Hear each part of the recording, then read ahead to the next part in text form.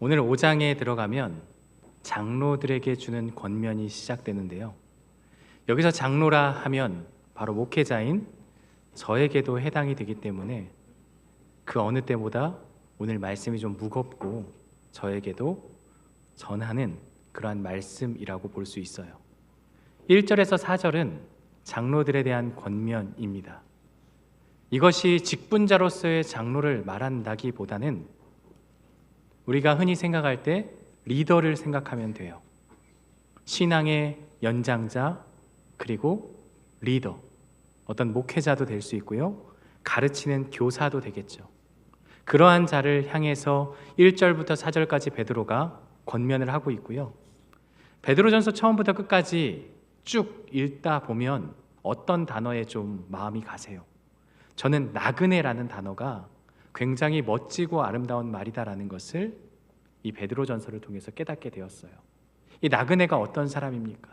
세상에서 박해당하고 핍박과 환난 가운데 있고 세상에 동화되지 않은 채 살아가는 사람이 바로 나그네죠. 이러한 나그네들이 모여서 지금 흩어져 있는 성도들이 하나의 공동체를 이루면서 교회가 되었어요.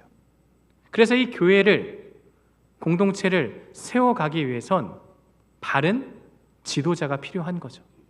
그래서 이게 4장에서 환난과 박해가 나오고 5장에서 갑자기 뜬금없이 장로들에게 권면한다, 이것은 전혀 맥락이 없는 말이 아니라 4장에서 환난과 박해를 당하는 성도들이 그만큼 많이 있고 그들이 공동체를 이루고 있으니 이제 바른 리더가 세워져서 이 장로라는 특별한 직분이 아니라 신앙의 연장자들이 먼저 하나님의 뜻 가운데서 바른 리더가 되어야 된다.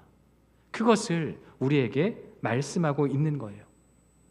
여러분, 지도자 한 사람이 굉장히 중요해요. 교회도 그렇고요, 나라도 그렇죠.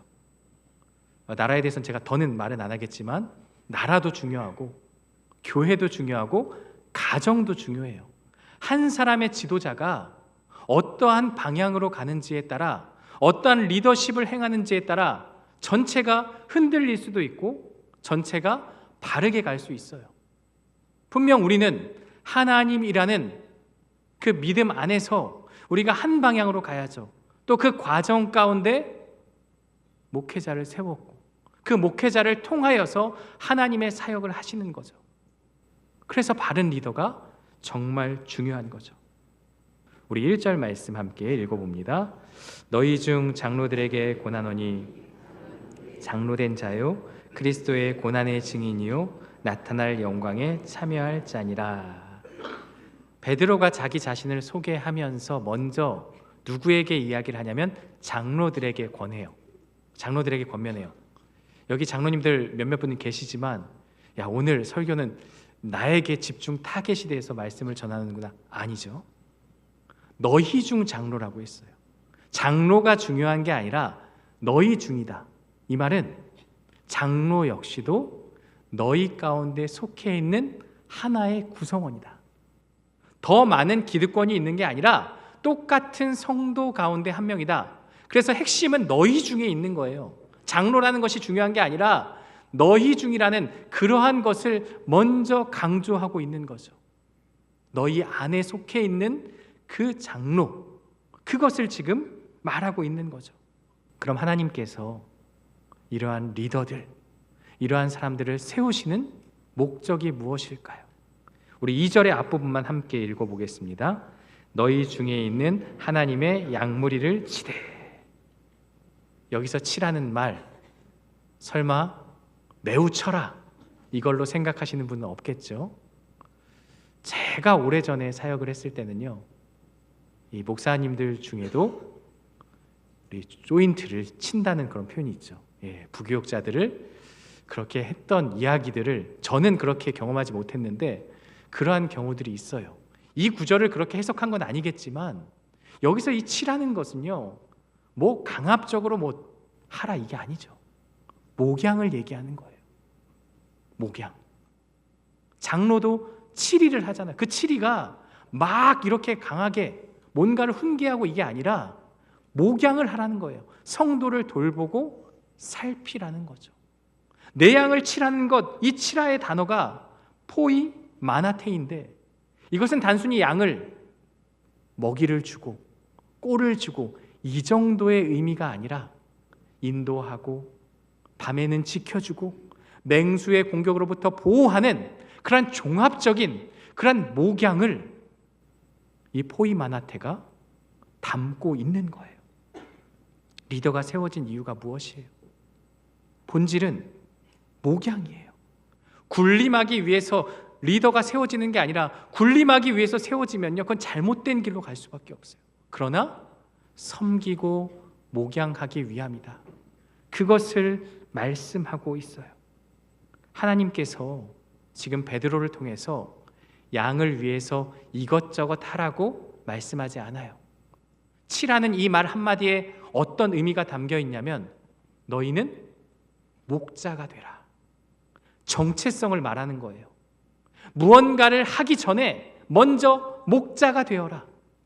너희 스스로가 목양을 한다고 생각을 하고 목자가 되라. 지금 그 말을 전하고 있는 거예요. 목자가 돌봐야 할 양은 목사와 또 리더 그 내면 안에 품어 있어야 한다는 그것을 말하고 있는 거예요.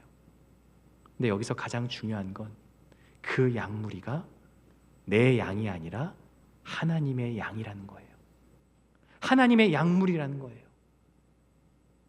주일학교 교사 선생님들에게는 맡겨진 나의 아이가 하나님의 양이고, 구역장님들에게는 내게 맡겨진 구역원이 하나님의 양으로 생각하고 섬겨야 되죠. 내 양이라고 생각하면 서운할 때도 있고요, 섭섭할 때도 있고요, 왜 나를 무시하거나 인정 안 하지라고 생각할 수 있어요. 하지만 하나님의 양이라고 생각하면 그러한 생각이 사라지죠. 하나님의 양이니까 더 잘 섬겨야지, 하나님의 양이니까 내가 더 잘 감당해야지 라고 하는 거예요. 주님은 부인하고 십자가상에서 도망쳤던 이 베드로를 다시 찾아오셔서 뭐라고 말씀하십니까? 요한복음 21장에 보면요, 내 어린 양을 먹이라, 내 양을 치라, 내 양을 먹이라. 너의 양이라고 하지 않았어요. 내 양이라고, 주님의 양이라고 그렇게 분명하게 말씀하셨어요. 우리가 2절과 3절을 보면 그럼 이 리더가 어떠한 덕목을 가져야 하는지 세 가지를 말하는데요, 우리 먼저 2절 하반절을 함께 읽어보겠습니다. 억지로 하지 말고 자원함으로 하며 더러운 이득을 위하여 하지 말고 기꺼이 하며. 첫 번째 마음이 자원하는 마음인데요, 억지로라는 것은 어떤 뜻이에요? 내가 원하지 않지만 어쩔 수 없이 내가 그 일을 감당하는 거죠. 여러분, 이러한 마음으로 목양을 하고 섬기면요, 알까요? 모를까요? 다 알아요. 내가 어떠한 마음으로 섬기는지를 다 알아요. 성도들도 알고 목사가 그러한 마음으로 하면요, 다 아는 거죠. 왜 자원하는 마음을 강조하냐면 오늘날의 리더가 되는 것과 그때 리더가 되는 것은 달라요. 초대교회 때는요, 박해가 심했죠. 그러면 예수님을 믿는 사람들을 탄압하기 위해서 가장 먼저 누구를 붙잡겠습니까? 리더들을 잡아채는 거죠. 리더들을 끌어내는 거예요. 여러분, 바울도 1차 전도 여행 중에 수없이 고난을 당했고 박해를 당했어요. 루스드라에서는 돌을 맞아가지고 죽은 자처럼 여겨져서 밖으로 내던져졌어요. 그런데 바울은 또다시 그곳을 향해 가요. 또다시 내가 세우고 내가 사역했던 그곳을 향해서 또 가는 거죠. 왜 갈까요? 내가 거기다 열심히 했으니까 내가 얼마나 업적을 남겼는지 보러 갔을까요? 아니요. 리더를 세우려고 가는 거예요. 아마 이런 마음이겠죠. 여러분, 이제는 당신들이 이 성도들을 대신해서 돌을 맞아 주십시오. 이제는 여러분들이 바른 리더가 되어서 이들을 이끌어 가주시고 이들이 맞는 고난을 먼저 맞아 주십시오. 그런 리더를 세우기 위해서, 그런 리더를 교육하기 위해서 그가 보고자 함이 그러한 목적으로 재방문을 했던 거예요. 바울의 그런 마음이 있던 거죠. 우리가 예를 들어서 교회에 오고 가는 그 길에 휴지 하나가 떨어져 있는데 많은 생각이 들죠. 저걸 내가 과연 주워야 될까? 누군가 줍지 않을까? 이런 고민, 생각, 제가 예를 드는 거예요. 그때 어떤 사람이 이게 정말 주님의 뜻이 맞습니까? 라고 기도하고 내가 주술지 말지를 결정한 사람은 없어요. 이게 주님의 뜻이라는 것을 알고 있죠. 그러면 그냥 주시면 돼요. 그냥 보이면 주면 돼요. 하나님이 나를 그걸 보이게 하신 거죠. 하나님이 나로 하여금 누군가를 통해 이 자리가 필요합니다, 섬겨주세요라고 말한다면 기도해보고 하겠습니다 하지 말고 그분이 기도해보고 요청하는 거예요. 그럼 그냥 자원하는 마음으로 나아가면 되는 거죠. 계산을 하고 내 생각, 내 시간을 따지기 시작하면 안 해야 될 이유만 100만 가지가 나오는 거죠. 하지만 오죽하면 나에게 부탁을 했을까? 왜 나에게 그 일이 보일까? 그러한 마음이 든다면 기쁜 마음으로 자원하는 우리 모든 성도님들 되시기를 주님의 이름으로 간절히 축원합니다. 계속해서 2절인데요. 더러운 이득을 위하여 하지 말고 기꺼이 하며, 기꺼이 하라는 거예요. 더러운 마음, 더러운 마음으로 이득을 위해서. 이 더러운이라는 것은요, 부끄러운 이익을 추구하는 것이죠. 왜 이런 말이 나왔을까? 시대적인 상황을 봐야겠죠. 1세기에는 우리처럼 이렇게 교회가 세워져서 어떤 그런 조직화되지 않았어요. 그러다 보니까 순회 교사들이 있었어요. 말씀을 가르치기 위해서 이곳저곳을 다니면서 말씀을 가르치는데 그 사람도 생활을 해야겠죠. 정해진 사례비가 없어요. 그러면 그 사례비가 어떻게 정해지냐면 모인 청중들의 그 숫자에 비례해서 사례비가 정해지는 거죠. 그러면 내가 무엇을 전해야 할까를 고민하기보다 내가 어떻게 전하면, 어떻게 저들 입맛에 맞게 전하면 사람들이 많이 모일까, 여기에 집중하겠죠. 내 재정과 관련이 있으니까. 그러다 보면 본질이 아닌 사람들의 입맛에 맞는 것을 전하기 시작하죠. 더 흥분시켜주고 더 기복적인 것, 더 좋은 것, 귀에 듣기 좋은 말을 전할 수밖에 없는 거죠. 그러한 모습으로 전하다 보니까 발달한 것이 수사학이죠. 어떻게 미사어구를 사용해서 전해야 할까? 베드로후서 2장 3절을 보면 거짓 교사들의 특징이 이렇게 나와요.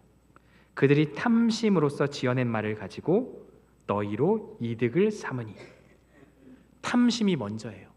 그 거짓된 마음으로 말을 지어내는 거죠. 거짓말을 하는 거죠. 이게 거짓 교사의 모습이에요. 구약 시대에도 똑같은 내용이 있어요. 우리 미가서 3장 5절 말씀 함께 읽어보겠습니다. 백성을 유혹하는 선지자들은 이에 물 것이 있으면 평강을 외치나 무엇을 채워주지 아니하는 자에게는 전쟁을 준비하는도다. 거짓 선지자들이요, 입에다가 뭔가 먹을 것을 쥐어주면 평안을 선포해요. 그리고 내 입에 뭔가를 주지 않으면 전쟁이요.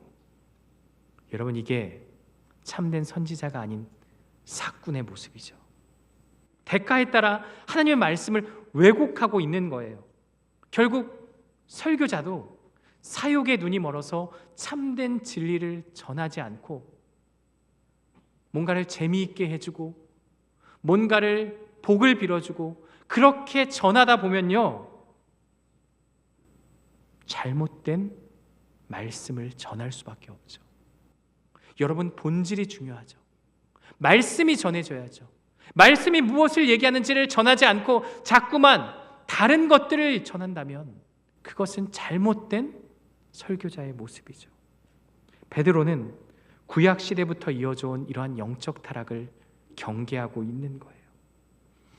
돈만이 아니라 명예와 권력도, 사람들의 인정과 인기도 결국 더러운 이득이라는 거죠. 만약 목사가 뭔가 사회적인 위치가 있고 부유한 성도가 만나자고 하면 달려가서 만나고, 그렇지 못한 분이 만나자고 하면 거절한다면 여러분, 그것은 바른 목양이 아니죠.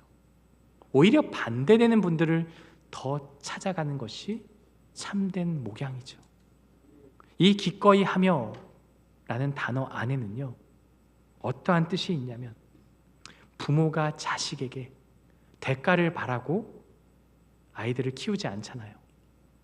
우리가 성도를 대할 때도요, 대가를 바라기 시작하면 내가 이만큼 섬겼는데 왜 오지 않지? 내가 이만큼을 주었는데 왜 고맙다는 말을 안 하지? 그거 계산하는 순간 상처만 남아요. 그런데 주님이 뭐라고 말씀하세요? 기꺼이 하라고요.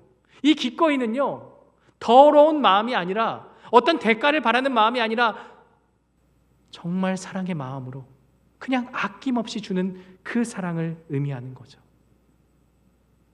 그리고 3절은요, 이렇게 말씀하고 있는데 우리 함께 읽어보겠습니다. 맡은 자들에게 주장하는 자세를 하지 말고, 세 번째는 본이 되라는 거예요. 그런데 주장하는 자세를 하지 말고 이러니까 굉장히 순화된 표현이에요. 원문으로 보면 그냥 내 말만 앞세우지 말고 정도가 아니라 군림하는 자세를 갖지 말라는 거예요. 리더는, 지도자는 내가 군림하는 그러한 자가 되어서는 안 된다는 거죠. 이 맡은 자들이라는 표현도 의미가 있어요. 이 헬라어 클레오는 제비를 뽑아서 배정되다는 뜻이 있어요. 내가 맡은 자들, 내가 섬기는 자들은 하나님께서 배정해 주신 거죠. 누가 제비 뽑았습니까? 내가 뽑은 게 아니에요. 하나님께서 선택하셔서 나에게 맡겨주신 거죠. 감당할 수 있는 힘도 주시고요, 내가 그것을 감당하도록 나에게 주신 거죠. 하나님이 나에게 배정해 주신 거죠. 그래서 우리는 군림할 이유가 없어요.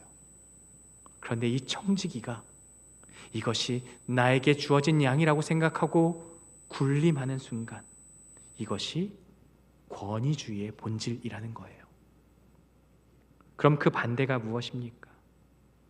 양무리의 본이 되라. 목자가, 리더가 바른 삶을 살아야 양들도 그 길을 따라 살아가는 거예요. 여러분, 말로 가르치는 것이 아니라 삶으로 보이는 것이 참된 본임을 우리에게 말씀하고 있는 거예요. 여러분의 말과 행동이 하나의 샘플이 된다는 것이 영광스러운 일이기도 하지만 굉장한 책임감이 있다는 것을 우리는 생각해야 되는 것이죠. 자, 그래서 본이 된다는 것을 직접 보여주신 분이 있어요. 바로 예수님인데요. 요한복음 13장에 가면요, 유월절 그 마지막 만찬 때 자리에서 일어나서 갑자기 주님이 무슨 일을 하십니까? 제자들의 발을 씻겨주세요. 야, 뭐 스승이 제자 발 좀 씻어줄 수 있지. 아니요. 시대적인 상황을 보면 스승이 제자의 발을 씻겨준다는 것은 말도 안 되는 이야기죠. 그런데 누가복음 22장에 보면요, 이때까지도 제자들은 서로 네가 크네 내가 크네 다투고 있었어요. 바로 그때 주님은 말씀으로 하지 않았어요. 먼저 행동을 보이셨어요. 자리에서 일어나 그들의 발을 씻겨주셨어요. 그리고 요한복음 13장 35절에서 이렇게 말씀하는데요, 우리 함께 읽어보겠습니다. 내가 너희에게 행한 것 같이 너희도 행하게 하려 하여 본을 보였노라. 순서를 보세요. 예수님이 말씀 먼저 하지 않았죠? 행동으로 보이셨죠? 그리고 말씀하시죠. 예수님은요, 행하지 않은 것을 제자들에게 하라고 하지 않았어요. 발을 씻기신 후에 너희도 그렇게 섬기라고 말씀하셨고요, 십자가를 지신 후에 너희도 자기 십자가를 지라고 하셨어요. 우리를 용서하신 후에 너희도 서로 용서하라고 말씀하셨어요. 이것이 본이 되는 거예요. 그런데 여러분, 이 본이 된다는 것을 오해하지 않으셨으면 좋겠어요. 이 본이 된다는 것은요, 완벽하라는 뜻이 아니에요.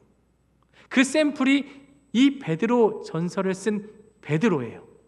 여러분, 베드로가 이런 말할 자격이 있습니까? 솔직히 고난의 증인이라고 말할 자격이 있어요? 주님이 잡히셨을 때 어디가 있었습니까?